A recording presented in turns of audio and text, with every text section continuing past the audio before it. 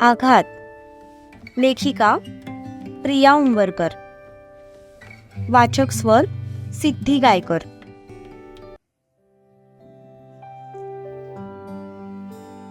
सर्वजण जेवायला बसले. सर्वजण म्हणजे फक्त पुरुष मंडळी. रत्ना तर अक्कासाहेब आणि दुर्वाला पण बसण्याचा आग्रह करत होत्या, पण दुर्वा आणि राधा जेवण वाढण्यासाठी थांबल्या होत्या. आपण महिला नंतर जेवू असं म्हणत अक्कासाहेब पण थांबल्या. राधाने सतरंजी फोल्ड करून खाली टाकली. आज खाली बसून जेवायचं, त्यामुळे शिवा जरा उत्साहात होता. सूर्याचा चेहरा मात्र थोडा उदास दिसत होता. त्याच्या तोंडावरून शिवाला कळून गेलं की त्याची डाळ काय आज पण शिजली नाही. घरी गेल्यावर त्याच्याशी निवांत बोलू असा विचार करून तो शांत बसून राहिला. चौघे पण जेवणासाठी खाली मांडी घालून बसले. शिवा आणि सूर्या एका बाजूला बसले होते आणि दुसऱ्या बाजूला सत्यजित आणि दिवाकरराव बसले होते. खरं तर त्यांना सत्यजित शेजारी बसण्याची अजिबात इच्छा नव्हती, पण त्याच्या शेजारी बसले नसते तर त्यांना शिवा शेजारी बसावं लागलं असतं. एक वेळ ते बसले पण असते, पण सत्यनारायण पूजेच्या जेवणाचा अनुभव त्यांच्या पुढे ताजा ताजा असल्यामुळे त्यांनी शिवा शेजारी बसायचं प्रकर्षाने टाळलं. चौघे पण मांडी घालून खाली बसले. राधाने सगळ्यांपुढे पाण्याचे तांबे ठेवले. पाठीमागून दुर्वा आणि रत्ना हातात 2-2 ताटं घेऊन आल्या. त्यांनी चौघांसमोर ती ताटं ठेवली. ताटातला मेन्यू बघून शिवाच्या डोळ्यात मात्र चमक आली. सगळ्यात आधी त्याचं लक्ष गेलं ते काजू बदामाच्या शिऱ्याकडे. शिऱ्याला बघताच त्याच्या तोंडाला पाणी सुटलं होतं. वाह सासूबाई, मेनू तर एकदम ठसकेबाज ठेवलाय तुम्ही. शिवा रत्नाकडे बघून म्हणाला, पण त्याच्या तोंडून सासूबाई ऐकून सगळे स्तब्ध होऊन त्याच्या तोंडाकडे बघू लागले. खास करून दिवाकर मामांची रिॲक्शन बघण्यासारखी होती. सत्यजित पण आश्चर्याने त्याच्याकडेच बघायला लागला. अरे भाई, तुझी सासू काय आणि माझी सासू काय, सारखंच आहे ना. शिवा बत्तीशी दाखवत म्हणाला. तसं सत्यजितने डोळ्यांनीच इशारा करत त्याला गप्प राहायला सांगितलं. त्याचा इशारा कळताच शिवाने चुपचाप त्याचं तोंड बंद केलं आणि समोरच्या ताटाकडे बघू लागला. डाळ भात, वांग्या बटाट्याची भाजी, सुकी मेथीची भाजी, चपाती, लोणचं, पापड, अळूवडी, शिरा आणि श्रीखंड असा सागर संगीत बेत होता. शिरा खास करून शिवासाठी बनवला गेला होता आणि ज्यांना शिरा आवडत नाही त्यांच्यासाठी श्रीखंड होतं. पूर्ण ताटातून शिवाला फक्त शिराच चमकत होता. झालं का सगळं वाढून? त्याने त्याच्या लाडक्या वहिनीकडे बघून विचारलं. अजून काही हवं होतं का? दिवाकरराव तिरकसपणे त्याच्याकडे बघत म्हणाले. नाही हो मामाश्री, तुम्ही इतकं सगळं केलंय हेच खूप झालं. आम्ही खूप साधेभोळे जावई आहोत. कशासाठी म्हणून तुम्हाला त्रास देणारच नाही. तुम्ही बिनधास्त जेवा, तुमचंच घर आहे. आम्हाला काही लागलं तर आम्ही हक्काने मागू. शिवा बत्तीशी दाखवत म्हणाला. तसे सगळेच हसू लागले. राधाचं लक्ष मात्र सूर्याकडे होतं. तो शांतपणे बसलेला होता. त्याच्या चेहऱ्यावर कसलेही एक्सप्रेशन्स नव्हते. आल्यावर एकसारखा तिच्याकडे बघणारा तो आत्ता मात्र मान खाली घालून बसला होता. जणू त्याच्यासाठी ती तिथे अस्तित्वातच नव्हती आणि त्याचं असं इग्नोर करणं आता तिला जास्त त्रासदायक वाटत होतं. त्याच्या एका नजरेसाठी तिचा जीव तरसला होता, पण तो मात्र शांततेत बसला होता, कारण त्याने ठरवलं होतं की पुन्हा तिला त्रास द्यायचाच नाही.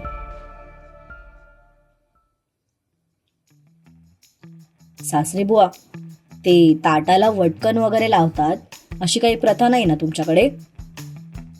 सत्यजित हळूच दिवाकर मामांजवळ झुकत म्हणाला. तसं त्यांनी आश्चर्याने त्याच्या तोंडाकडे पाहिलं.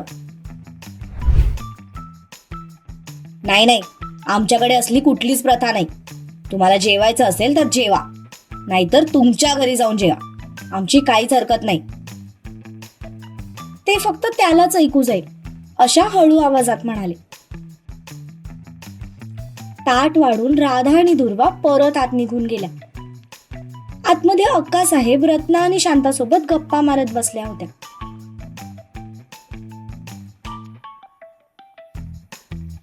होय देवदास, तुझ्या पारोने पुन्हा एकदा डच्चू दिला का तुला?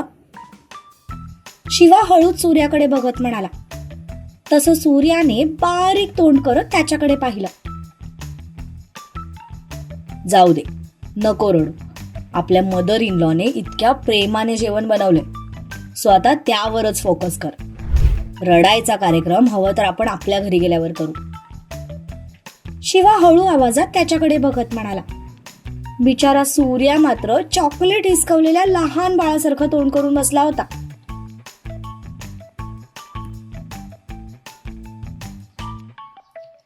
अरे तुम्ही सगळे बसलाय काय नुसते? करा ना सुरुवात. दुर्वा बाहेर येत म्हणाली.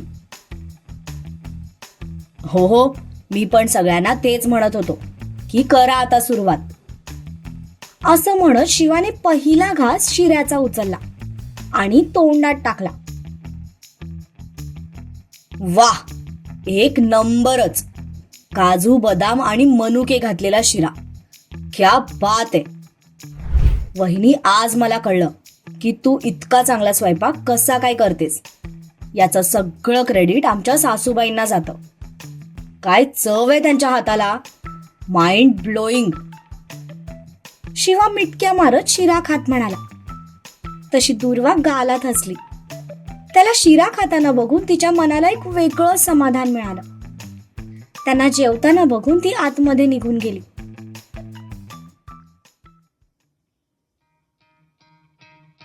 सासरे बुवा, मी असं ऐकलंय की तुम्ही गावाकडची शेती विकणार आहात. सत्यजित खाता खाता म्हणाला. तसं दिवाकर रावांनी आश्चर्याने त्याच्या तोंडाकडे पाहिलं, कारण ही बातमी अजून त्यांनी दुर्वाला सुद्धा सांगितली नव्हती. मग त्याला कसं काय कळलं? असे हावभाव सध्या त्याच्या चेहऱ्यावर होते.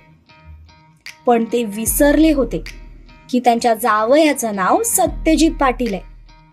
त्याचं सगळीकडे बारीक लक्ष असतं. तुला कसं कळलं? आत्ता ते सरळ त्याला एकेरी नावाने संबोधत म्हणाले. तसा तो गालात हसला. सासरे बुवा, अहो जावई आहे मी तुमचा, ते पण थोरला. इज्जत द्यायची आहे तर मनापासून द्या. फक्त लोकांसमोर नका देऊ, नाहीतर सगळ्यांसमोर डायरेक्ट सत्या म्हणाला तरी मला चालेल, पण उगीच खोटा बनू नका. तो तिरकसपणे त्यांच्याकडे बघत म्हणाला. पण त्यांना मात्र काहीच फरक पडला नाही. आधी मी विचारलेल्या प्रश्नाचं उत्तर दे. तुला कोणी सांगितलं की मी शेती विकणार आहे? ते त्याच्यावर नजर रोखत म्हणाले. त्याने एक अळूवडी तोंडात टाकली आणि त्यांच्याकडे बघून म्हणाला. पाण्यातली मगर आणि सत्याची नजर सगळीकडे भिरभिरत असते. तो म्हणाला. हे डायलॉग माझ्या समोर मारू नकोस. सरळ सरळ प्रश्नाचं उत्तर दे. आता त्यांना पण त्याला हे सगळं कुठून कळालं हे जाणून घेण्याची उत्सुकता निर्माण झाली होती. सासरे बुवा, तुम्ही ना एक गोष्ट पुन्हा पुन्हा विसरता की तुमच्या जावयाचं नाव सत्यजित पाटील आहे. आणि सत्यजित पाटील कोण आहे हे तुम्हाला मी नव्याने सांगायची गरज नाहीये. तो गालात हसत म्हणाला. हो, मला नव्याने सांगायची गरज नाहीये. सत्यजित पाटील एक गुंड आहे, मवाली आहे, जो सगळ्यांना धमकावत असतो, स्वतःची मनमानी करत असतो, लोकांचे खून करत असतो. क्रिमिनल आहेस तू. दिवाकर जरा रागातच म्हणाले. तसंच सत्या जेवता जेवताच थांबला. तो दिवाकररावांना उत्तर देणार होता. तितक्यात दारातून दुर्वा येताना त्याला दिसली. त्यामुळे तो थोडा वेळ शांत बसला. बाबा, गरम गरम भजी पण केली आहेत, ही घ्या. दुर्वा त्यांच्या ताटात भजी वाढत म्हणाली. त्यानंतर ती सत्यजित समोर आली. त्याने तिच्याकडे बघून स्माईल केली. तिने पण त्याच्या डोळ्यात बघत ताटात भजी वाढली. त्या दोघांना वाढून ती शिवा पुढे गेली. शिवा मन लावून जेवत होता, तर सूर्या राधाच्या विचारात असल्यामुळे हळूहळू जेवत होता. सूर्या, अरे इतका हळू का जेवतोयस तू? आवडलं नाही का जेवण? दुर्वा त्याच्याकडे बघून काळजीने म्हणाली. नाही वहिनी, जेवण छानच झालंय. तो स्वतःला सावरत म्हणाला. छान झालंय ना? मग जेव ना व्यवस्थित. शिवा बघ कसा मन लावून जेवतोय. तुझं मात्र जेवणाकडे अजिबात लक्ष नाहीये. आरामात जेव, आपल्याला काही घाई नाही. दुर्वा त्याच्याकडे बघत म्हणाली. तसं त्याने फक्त होकारार्थी मान डोलावली. शिवा मात्र एकाग्र चित्तेने जेवत होता. अगदी एक एक पदार्थ चवीने खात होता. त्याने दिवाकररावांना आता सत्यजितकडे हँडओव्हर केलेलं होतं. त्यामुळे उरलेला कोटा आता भाई बरोबर भरून काढेल याची त्याला खात्री होती. सगळ्यांना भजी वाढून दुर्वा आत निघून गेली. ती गेल्याचं बघून सत्यजित पुन्हा दिवाकररावांकडे झुकला आणि म्हणाला, हो, आहे मी गुंड, आहे मी मवाली, पण अजूनही मी कोणाचा खून केलेला नाही. त्यामुळे तुम्ही मला खूनी म्हणू शकत नाही. आजपर्यंत जितकी पण माणसं आमच्या धंद्यात मारली गेलीत ती त्यांच्या स्वकर्माने मेली आणि त्यांनी केलेल्या पापाची शिक्षा त्यांना मिळाली आहे. आणि मला एक कळत नाही की तुम्हाला माझा नक्की प्रॉब्लेम काय आहे. आता तर मी माझे सगळे धंदे पण बंद केलेत, तरी पण मग तुम्ही अजून माझ्यावर डूक धरून का आहात? अहो, जरा एकदा बघा तुमच्या मुलीकडे. काय हवं असतं एका बापाला? की आपली मुलगी तिच्या सासरी सुखाने नांदावी, तिच्या आयुष्यात आनंदी आनंद असावा. मग तो आनंद तुम्हाला तिच्या चेहऱ्यावर दिसत नाहीये का? तुम्हाला आधीच्या दुर्वामध्ये आणि आत्ताच्या दुर्वामध्ये काहीच बदल जाणवत नाहीये का? सत्यजित म्हणाला. जाणवतोय ना, खूप मोठा बदल जाणवतोय. काय जादूटोणा केलायस तू माझ्या मुलीवर काय माहित. माझी दहाडणारी शेरणी आता एकदम गरीब गाय झालीये. आल्यापासून तुमच्या पुढे पुढे करण्यात बिझी झालीये. दिवाकर तिरकसपणे म्हणाले. तसं त्याने यांचं काहीच होऊ शकत नाही अशा अर्थाने मान डोलावली. बाबा, चपाती देऊ? राधा म्हणाली. नकोय मला. त्यांनी उत्तर दिलं. मला वाट. त्याचं काय आहे ना की आडमुट्या लोकांच्या नादी लागण्यासाठी मला एनर्जीची सक्त गरज आहे. सत्यजित तिरपी नजर करून त्यांच्याकडे बघत म्हणाला. यावर राधा फक्त गालात हसली आणि तिने सत्यजितला चपाती वाढली. त्या दोघांना वाढून ती शिवा आणि सूर्याजवळ गेली. राधा, मला 2 चपात्या वाढ. म्हणजे कसं पुन्हा पुन्हा तुझी पायपीट होणार नाही. शिवा एकदम हक्काने तिच्याकडे बघत म्हणाला. पण त्याचं ते बोलणं ऐकून इकडे दिवाकररावांच्या कपाळावरच्या आठ्या मात्र गडद झाल्या. काय झालं सासरे बुवा? आल्यापासून बघतोय शिवाकडे खूप रागात बघताय तुम्ही. सत्यजित त्यांचा चेहरा बघत म्हणाला.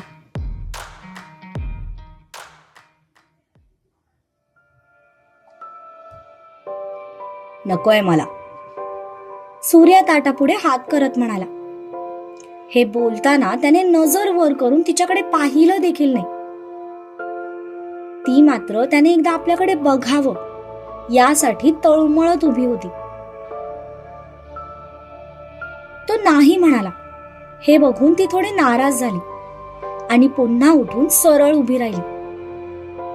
त्याला वाटलं ती आता निघून जाईल, म्हणून त्याने हात मागे घेतला. पण तेवढ्या वेळात ती पटकन पुन्हा खाली वाकली आणि त्याच्या ताटामध्ये जबरदस्ती एक चपाती वाढून सरळ तिथून आत निघून गेली. ती तिच्या वडिलांच्या आणि सूर्याच्या मध्ये उभी असल्यामुळे त्यांना दोघांचे इशारे दिसले नाहीत. शिवा मात्र मोठ्या आवाजात बोलायचा, त्यामुळे दिवाकर रावांचं लक्ष बरोबर त्याच्याकडे जायचं. एक गोष्ट लक्षात ठेव, तू माझा जावई झालास. हा फक्त एक अपघात होता आणि असे अपघात वारंवार घडत नसतात. हे तुझ्या भावाला समजावून सांग. दिवाकरराव शिवाकडे बघत सत्यजितला टोमणा मारत म्हणाले,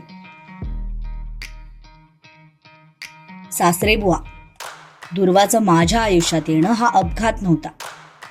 आमच्या दोघांचं एकत्र येणं हे विधिलिखित होतं, म्हणून आम्ही एकत्र आलो.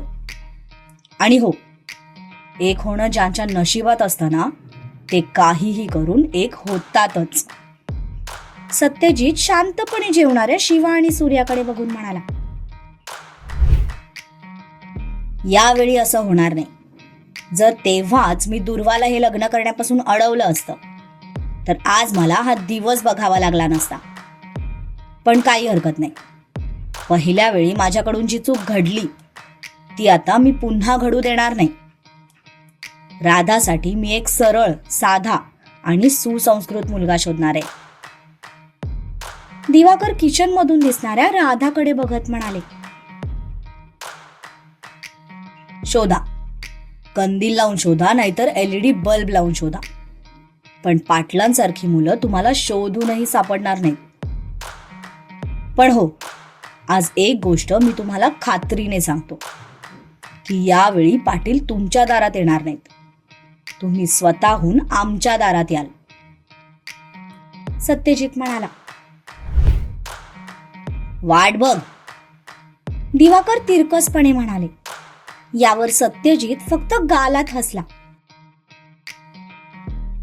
तुम्ही अजून तुमच्या जावयाला नीट ओळखलेलं नाहीये सासरे बुवा. जे मी बोलतो ना ते मी करून दाखवतोच. तो म्हणाला. बघूया ना. तू पण इथेच आहेस आणि मी पण इथेच आहे. तुमच्या दारात आणण्यापेक्षा मी तिला विहिरीत ढकलेन. दिवाकर म्हणाले. त्याची गरज पडणार नाही. तुम्ही स्वखुशीने तिचा हात माझ्या भावाच्या हातात द्याल. तसं तर असा काही विचार नव्हता माझ्या मनात, पण आता एकदा शब्द दिला तो दिला. पाटलांची दुसरी पण वरात तुमच्याच दारात येणार. तो म्हणाला. जागेपणी स्वप्न बघणं सोडून द्या सत्यजितराव. दिवाकर हसत म्हणाले. आजपर्यंत मी जी जी स्वप्न बघितली ना ती सगळी मी पूर्ण करून दाखवली आहेत. हे सुद्धा स्वप्न मी नक्कीच पूर्ण करून दाखवणार आहे. तो ठामपणे म्हणाला. बघू ना कोण जिंकतय. दिवाकर तोऱ्यात म्हणाले. बघाच. सत्यजितने सुद्धा ठसक्यात उत्तर दिलं.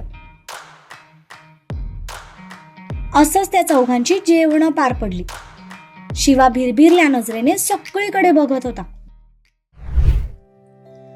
राधा सूर्याला बघण्यासाठी इकडून तिकडे मिरवत होती, पण सूर्या यावेळी तिला सपशेल इग्नोर करत होता. पण ती बाहेर आली की शिवा मुद्दाम तिच्याकडे बघायचा, कारण त्याला दिवाकर रावांचं लक्ष डायव्हर्ट करायचं होतं. त्या चौघांनंतर महिला वर्गाचं पण जेवण व्यवस्थित पार पडलं. जेवण झाल्यानंतर रत्नाने सगळ्यांचा अगदी योग्य तो पाहुणचार केला. आज आपण आपल्या मुलीच्या सासरच्यांसाठी काहीतरी केल्याचं समाधान त्यांच्या चेहऱ्यावर ओसंडून वाहत होतं.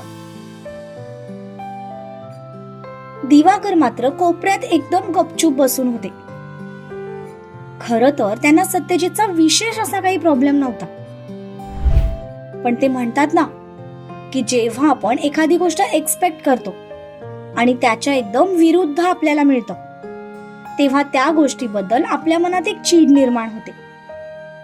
तसंच काहीसं त्यांचं झालं होतं. त्यांनी दुर्वासाठी एक सरळ साधा मुलगा इमॅजिन केला होता, पण त्यांच्या एक्सपेक्टेशनच्या एकदम विरुद्ध जावई त्यांना मिळाला होता. त्याच्यावरच्या सूड भावनेमुळेच दुर्वाला इतकं काही सहन करावं लागलं, हे अजूनही त्यांच्या मनात खदखदत होतं. त्यामुळे त्याला बघितलं की त्यांची चिडचिड व्हायची. त्यात आता तर सत्यजितने त्यांना ओपन चॅलेंज दिलं होतं, त्यामुळे त्यांच्या मनाची घालमेल अजून वाढली होती.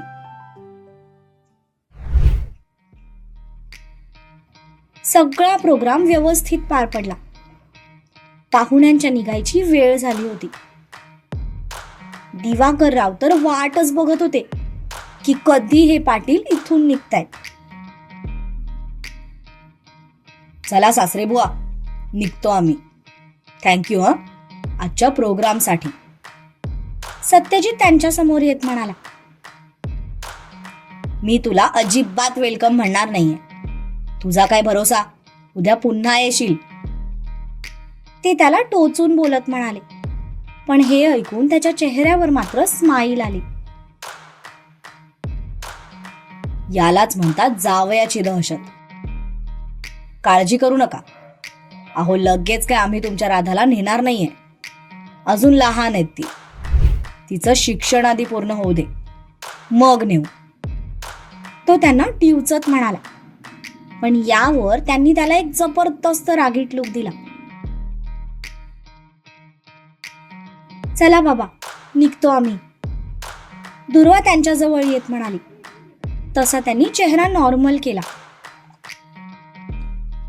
आम्ही बाहेर आहोत. असं म्हणत सत्यजित डोळ्यांवर गॉगल चढवत बाहेर निघून गेला.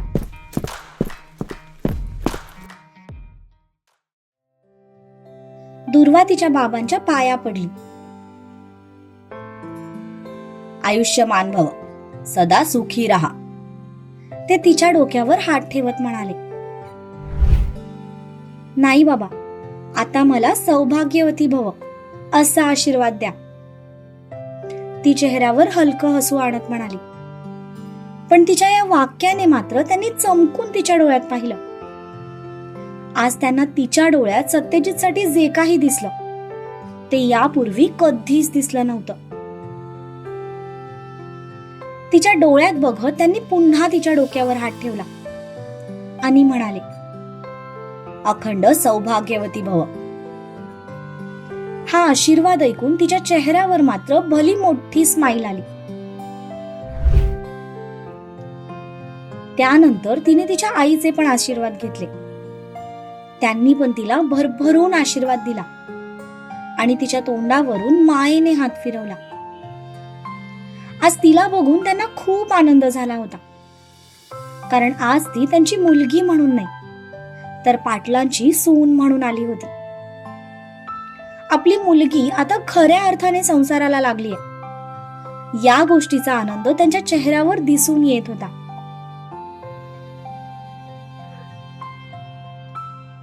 चल राधा, येते मी. आई बाबांना जास्त त्रास देऊ नकोस आणि टीव्ही जरा कमी बघत जा. दुर्वा तिच्या गळ्यात पडत म्हणाली. यावर तिने फक्त मान हलवून होकार दिला, कारण तिचं सगळं लक्ष दारातून बाहेर उभ्या असलेल्या सूर्याकडे होतं, जो शिवासोबत काहीतरी बोलत उभा होता. सगळे बाहेर आले. एका क्षणासाठी सूर्याची नजर तिच्यावर गेली होती, पण दुसऱ्या क्षणाला त्याने लगेच ती बाजूला केली आणि चुपचाप ड्रायव्हिंग सीटवर जाऊन बसला. त्याचं तोंड बघून शिवाही काही न बोलता त्याच्या शेजारच्या सीटवर जाऊन बसला. बाकी सगळे पण गाडीत जाऊन बसले.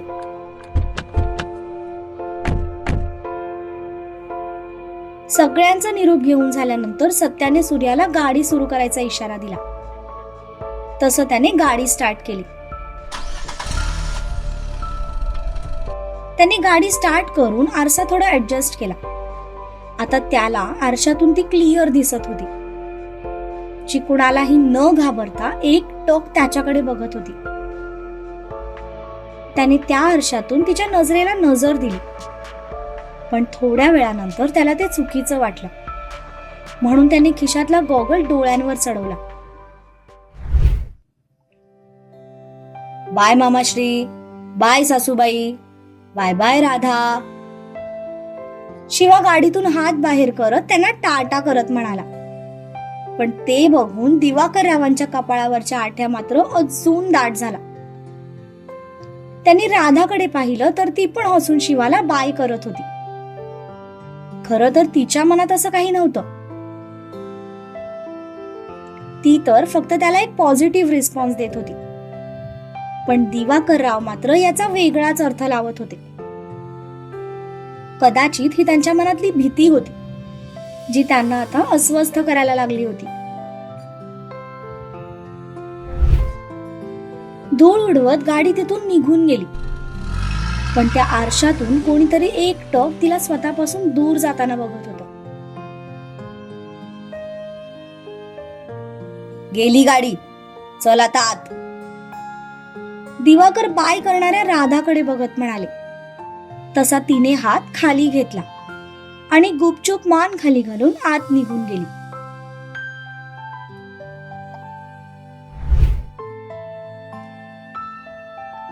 आजचा हा भाग तुम्हाला कसा वाटला ते कमेंट करून नक्की सांगा. तसंच माझी तब्येत थोडी खराब असल्यामुळे आवाजात थोडा बदल झालाय, पण काहीही झालं तरी शो मस्ट गो ऑन म्हणून मी हा प्रयत्न केलाय. तरी कृपया तुम्ही समजून घ्याल अशी आशा करते. बाकी आपण सगळे पुढच्या भागात भेटूच.